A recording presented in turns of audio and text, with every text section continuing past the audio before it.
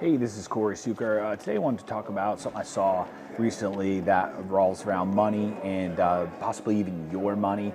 And that was in 2021, $1 trillion in new debt was created. And that was the highest since 2007. So I thought that was very relevant to where we are today and where I think ultimately things could go. And where did that 1 trillion come from?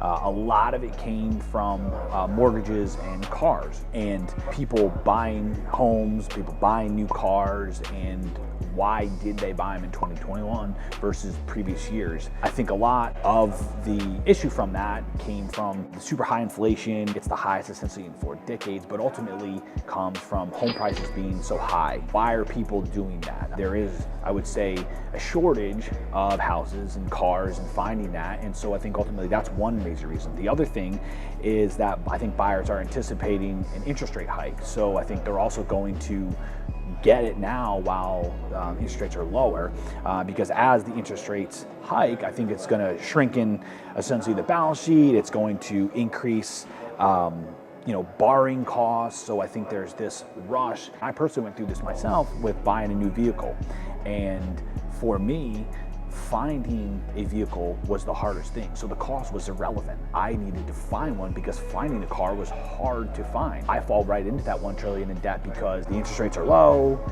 Finding one was the win. It wasn't so much finding a deal as finding a vehicle.